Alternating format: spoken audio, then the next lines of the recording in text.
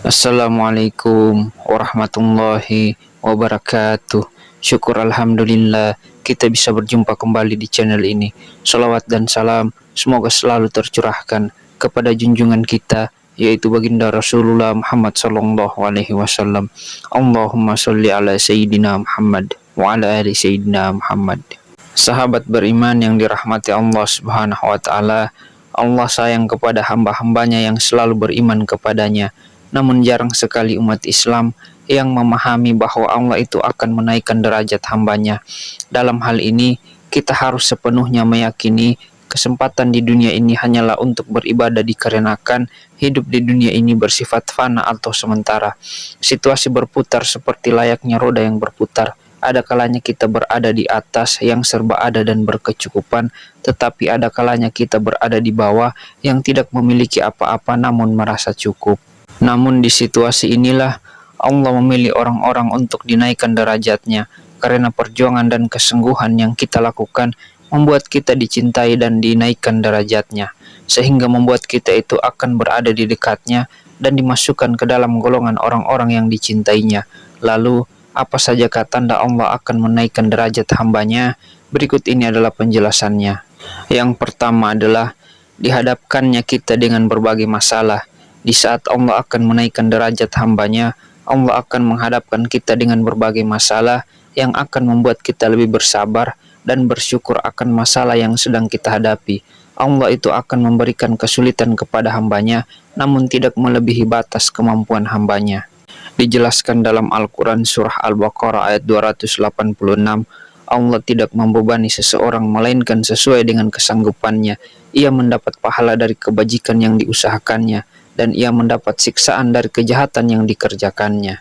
Dari ayat ini kita tahu bahwa batas kemampuan seseorang itu berbeda-beda dalam menghadapi ujian yang diberikan oleh Allah Subhanahu wa taala. Namun ayat ini bisa menjadi acuan untuk kita jika kita memiliki beban hidup yang berat dan berada di situasi terburuk sekalipun, kita harus senantiasa berserah diri kepada Allah yang selalu memberikan kita kekuatan yang luar biasa. Lalu yang kedua adalah dihadapkannya kita dengan orang-orang yang tidak menyukai kita. Pada fase ini, kita diuji kembali dengan orang-orang yang tidak menyukai kita, sehingga kita seakan berada di titik paling lemah, di mana kita sedang berusaha menjadi seseorang yang lebih baik lagi dari sebelumnya. Dan pasti banyak sekali orang-orang yang akan menzolimi kita, hingga melukai kita. Ini adalah ujian yang sangat berat, dikarenakan kita juga hidup berdampingan dengan banyak orang. Situasi ini yang membuat kita harus lebih memahami keadaan dan situasi yang sedang kita hadapi, dan lebih melindungi diri agar tidak membenci orang lain, namun lebih kepada mendoakan yang terbaik untuk orang yang menzolimi kita. Ketika kita sudah berusaha, kita juga harus selalu ingat bahwa semua hal ini terjadi dikarenakan kehendak Allah Subhanahu wa taala yang sedang perhatian kepada kita, dikarenakan Allah menjauhkan kita dari orang-orang yang tidak baik bagi kehidupan kita. Maka dari itu kita harus selalu bersabar dan selalu meminta perlindungan kepada Allah yang Maha Pelindung. Kemudian yang ketiga, mengalami kesedihan yang tiada hentinya. Ketika mengalami kesedihan di situasi yang banyak masalah dan bertubi-tubi, sehingga membuat kita sedih berkepanjangan, baik itu masalah yang besar maupun kecil, hal ini adalah salah satu tanda Allah sangat menyayangi hambanya. Masalah yang kita alami adalah menjadi alasan untuk kita bersedih dan mengeluh, itu sangat wajar. Tetapi kita jangan putus asa pada pertolongan Allah Subhanahu wa taala.